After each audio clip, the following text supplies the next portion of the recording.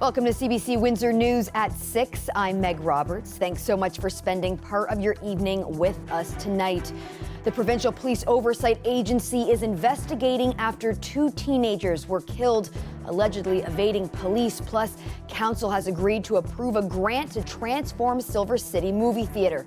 We take you there live tonight. And Unifor Local 444 is set to begin talks with Stellantis as soon as tomorrow. We chat with an auto analyst about this latest round of contract negotiations.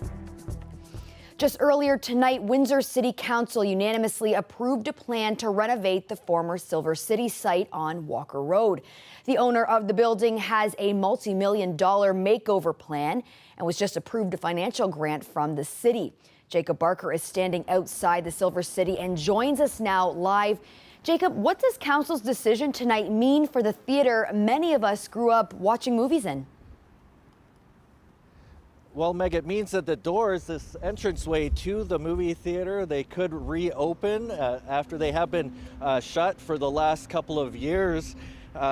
It is Joe McHale, the developer of this site, that has applied for $1.9 million in municipal development grant for reopening this. That money, of course, would come from the city in the form of future municipal tax rebates. And it's also a plan that was approved or endorsed by the city's Development and Heritage Committee last month.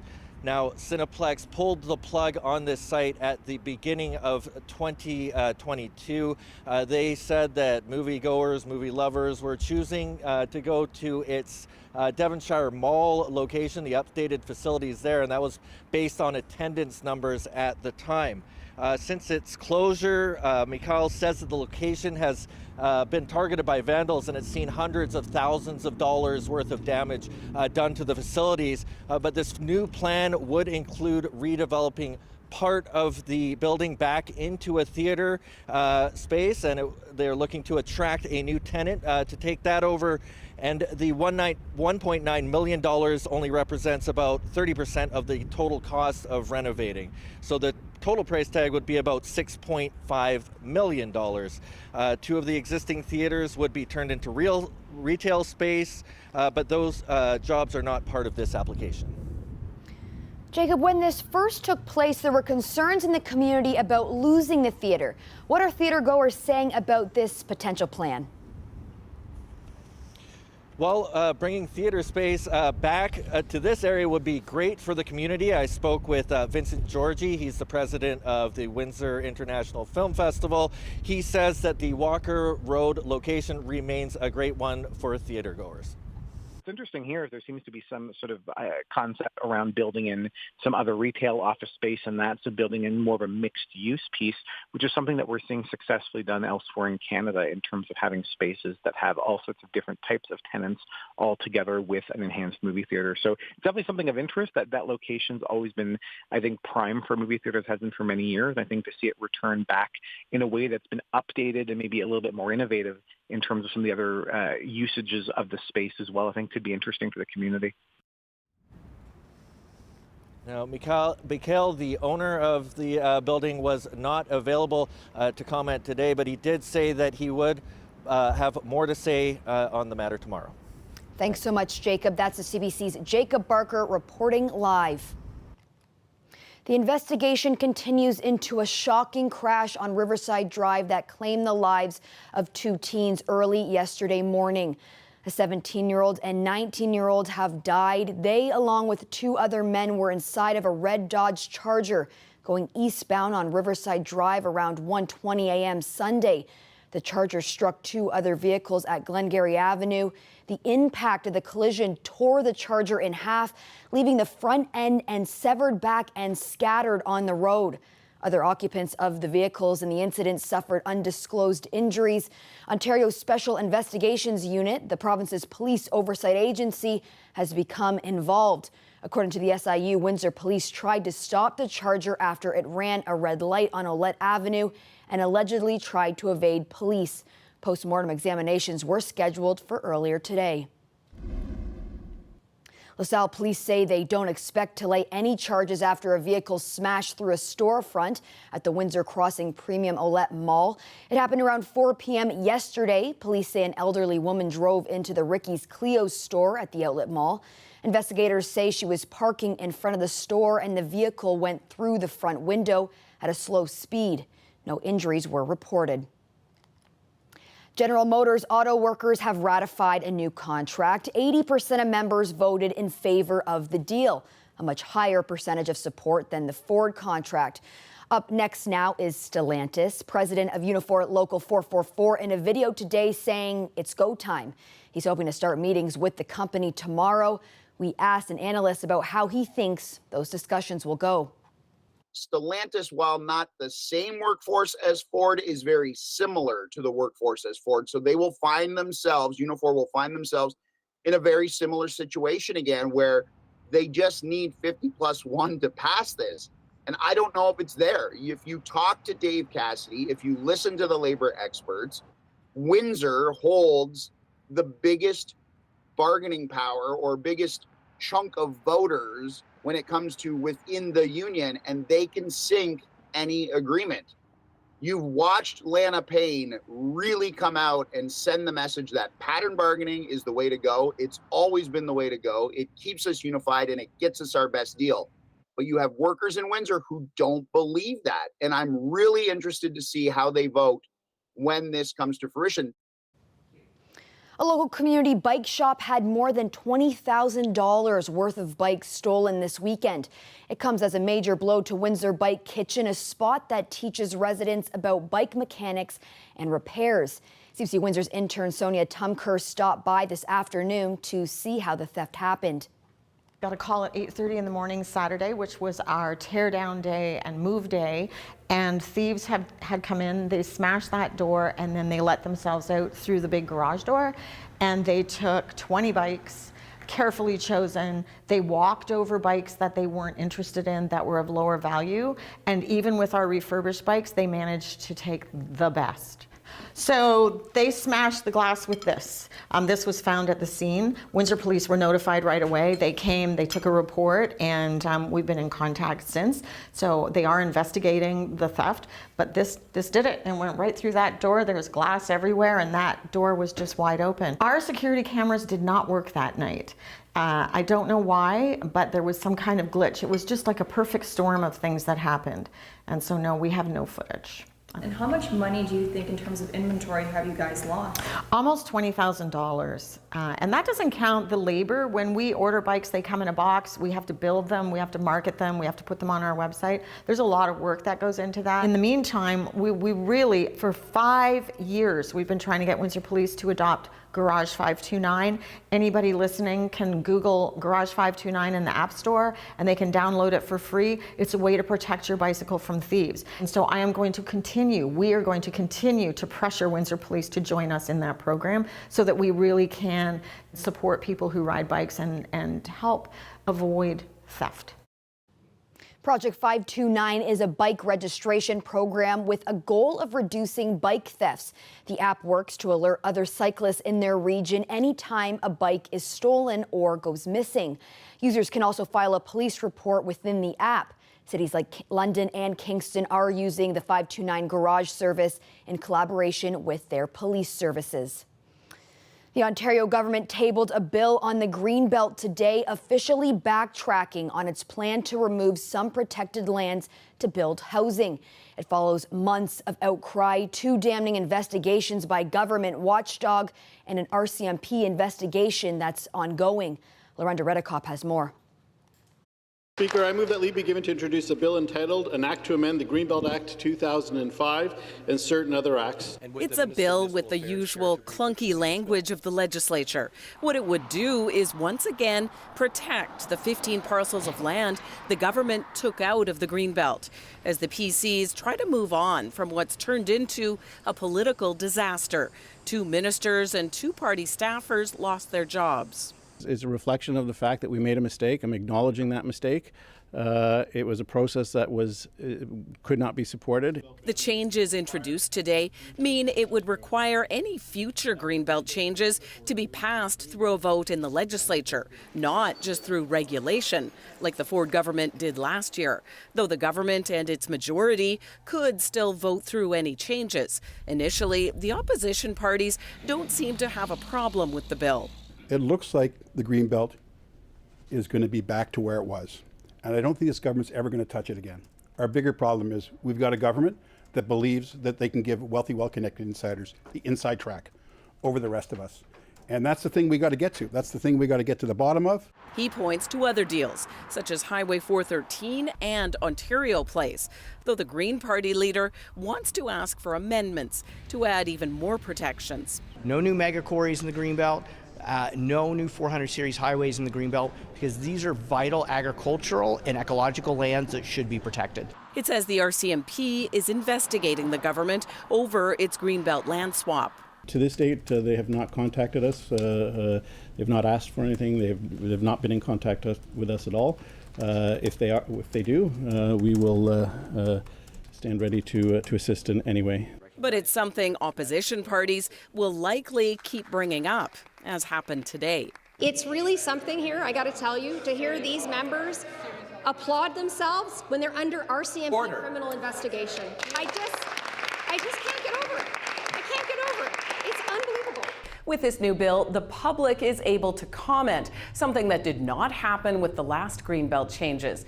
People have until the end of November to give feedback. Lorenda Redicomp, CBC News, Toronto. The war between Israel and Hamas escalated today, with Hamas firing a barrage of rockets at Jerusalem and Tel Aviv, and hospitals in Gaza inching toward the brink of collapse due to lack of water, fuel, and medical supplies. Diplomatic efforts to let aid reach Gaza fell through. The death toll climbed higher, with at least 1,300 Israelis and 2,800 Palestinians dead. One Israeli airstrike hit the crossing from Gaza to Egypt. Canada is still working to get about 300 Canadians and their families out of the territory.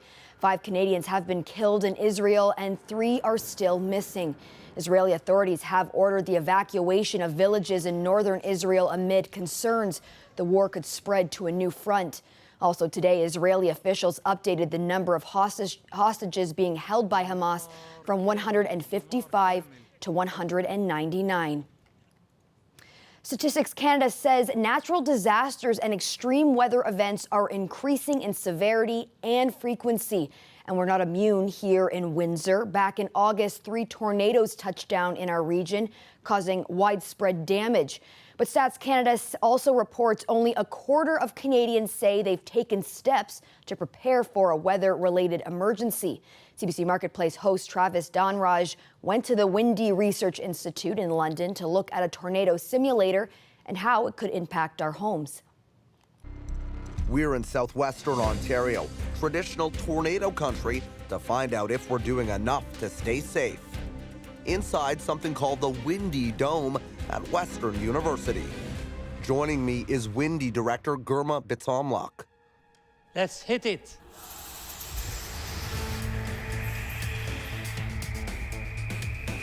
So this was an actual tornado. This would be trees everywhere. Yes, trees everywhere, broken roofs everywhere. Homes are not designed for tornadoes. It is considered very rare event, you know. It's no longer a rare event, and it is causing already real damage, you know. Then we have to start designing for it. Bitomlak says we should also be retrofitting homes, so all have some kind of storm shelter, if no basement. There's still no timeline to reopen the observation tower at Point Pelee. It closed 17 months ago. In May of 2022, Parks Canada closed the structure because of safety issues involving its guardrail system following an engineering inspection. In a statement, Parks Canada said it's working towards a solution, saying a thorough inspection by a third-party engineering firm is currently underway. The response went on to say they do plan to reopen the tower, but can't offer a timeline, and that safety of visitors is their top priority. The tower originally opened in 2019 to give visitors a bird's eye view of the park. The International Olympic Committee added 5 more sports to the slate today, one of them being cricket, a sport that's growing in popularity internationally. And as Salima Shivji reports, that may make it a good business decision for the IOC. The excitement is contagious at this World Cup cricket match, especially when the Indian team bus rolls up. The players on a hot streak. What an atmosphere here in Delhi. With hosts India dominating to the delight of their fans, here with one goal in mind. Celebrating for India. Cricket is known as a religion, right? We can't skip the opportunity not seeing the batsmen play. They will soon have a new opportunity to see cricket on the world stage, one of 5 sports added to the 2028 Olympic Games in Los Angeles. A decision made official in Mumbai. So the proposal is approved. This is the ultimate win-win-win for late 28, the IOC, and the cricket community, as cricket will be showcased on a global stage. For fans here, it's a no-brainer. The massively popular game has been absent from the world's biggest sporting stage since 1900. It's a sport that is being played across all of the Asia right now. You know how popular now it has become. So it is important to be the part of that because Olympic is Olympic. That is the mecca of sports. Yes, I believe there is a need for it. India will surely secure a gold. But this decision, of course, not only for the fans. It's a solid business move for the International Olympic Committee, angling for the huge market in South Asia and all of the revenue that will come from TV broadcasting rights with cricket in play. A big boost for the games and the sport's image, especially if the stars show up, but not one that will necessarily attract new fans. I mean, we've seen it in other sports, say for example baseball, softball in the past Olympic Games. They haven't really grown the game beyond the usual borders. So I doubt if cricket will achieve that target. Still, the borders are already wide for cricket, the second most popular sport in the world, soon back to Olympic heights. Salima Shivji, CBC News, Mumbai. Well, we've had some cloudy and rainy weather this weekend, but hold tight. We have a bit of sun coming your way. Your full weather forecast coming up after the break.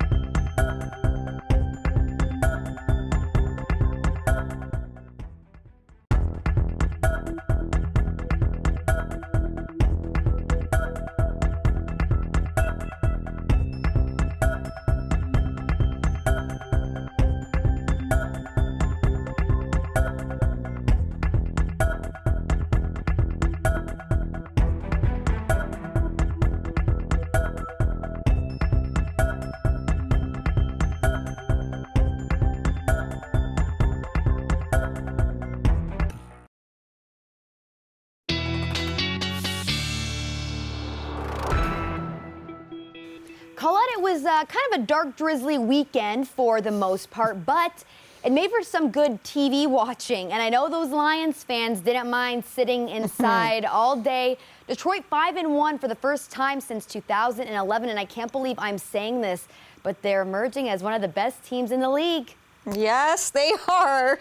Have to give them props. And, you know, I was watching some football this weekend. I watched the Eagles, which were undefeated, no longer undefeated. The Jets took them. So, you know, there's been some things shifting around. But, yes, the Lions, of course, though they don't have Taylor Swift, but that's okay. They don't. All right, let's get down to it and show you what's going on here. In terms of the conditions, we'll get into weather that maybe you'll want to put you outdoors a little bit more until you get back to it next weekend. So normal high 15 and a normal low is 5. Well, today we were a little on the cool side, at least with the daytime high, but we are going to be seeing a warming trend moving through our region. So overnight tonight, with a bit of clearing, a bit of erosion of the cloud deck, we will see those temperatures slipping off. We have had certainly that northerly breeze, and at times these winds have been a bit gusty. And there you go with the forecast, though. Those winds will actually be easing up as we get through tonight into tomorrow. So Tuesday, less breezy, means less lake effect in some of the areas, too, where we're getting a little bit of drizzle or light sprinkles. And then the next time they're really going to be ramping up isn't Wednesday morning. It's with the approach of the next system more towards Wednesday night. So do be aware they'll be back, but they'll be coming from a more southerly direction. And really that's going to be helping too in terms of getting into some of that warming. Now the clouds, these have been stubborn ones. You see that clearing line kind of coming from the north and it's moving to the south, and it looks like it's just on our doorstep, but it's going to be a bit spotty in nature at times. So kind of a mix of what we'll be seeing, mix of sun and cloud as we go towards tomorrow morning. You can see all the lake effect showers there though with that northerly flow across the lower Great Lakes. So let's move this ahead and you'll see what I mean. It's going to be into tomorrow morning where we get some clearing in certain areas, and then you move a little bit further east and the clouds are still thick. Any areas that have some of that fog, although it'll be patchy in nature, that'll take a bit of time to burn off, but we should get into some nicer conditions, especially through the afternoon hours. Wednesday's looking pretty good as well until later. Like I said, when the rain starts to come in and or the winds start to pick up, and then the rain starts to come in as we go towards Thursday. So overnight temperatures tonight with some clearing areas in that cloud deck, that is going to allow the temperatures to drop off. But then as we move through tomorrow, at least 14. The more sun that we get, we could see that popping up towards 15. Wednesday, 17. At least 16, if not 17 on Thursday. Yes, the chance of showers comes through that overnight Wednesday into Thursday, and we will kind of cool back down a little bit towards next weekend, Meg. Well, thanks so much for that, Colette. You're welcome. Menopause in the workplace is rarely talked about, and some say that equates to financial hits. That story coming up after the break.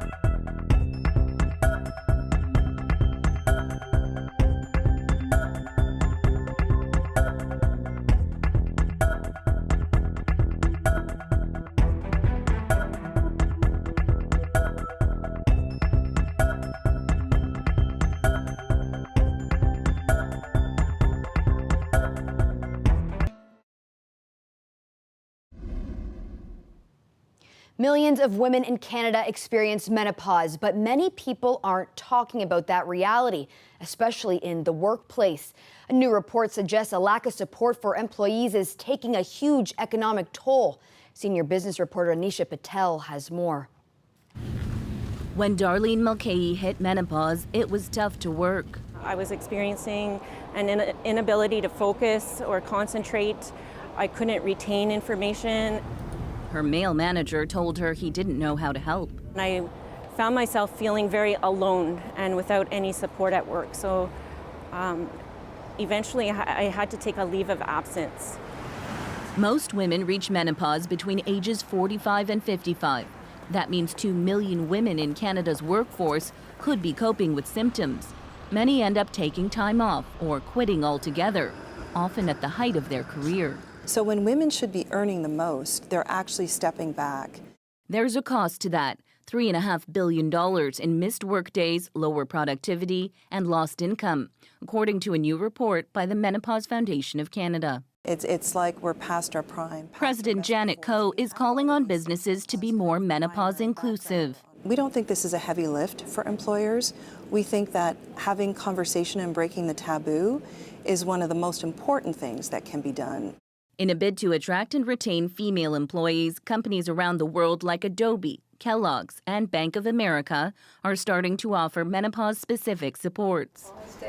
In Canada, Sun Life is one big employer taking up the cause. It's a solvable problem if we put some resources and momentum behind it. The company is offering employee awareness sessions as well as benefit coverage for hormone replacement therapy, mental health supports, and flexible work. It's going to help the career success, personal success, financial well-being, health well-being of our people. After time off and treatment, Mulcahy is back in the office, where she launched her own menopause initiative. So that they don't have to feel like they're struggling to find the information that they need. Hopeful that it will keep more women in the workforce. Nisha Patel, CBC News, Toronto. It can take your order, deliver your food, and even sing happy birthday. The newest addition to a New Brunswick restaurant is making itself useful. The owner of O Chicken offered a demonstration of how their robot waiter works, taking orders and then heading back to the kitchen to pick them up. He says the new addition hasn't reduced the number of wait staff, but is making their lives a little easier, reducing their time running back and forth for orders. Well, that's it for CBC Windsor News. Don't forget, for news anytime, you can go to our website at cbc.ca/Windsor.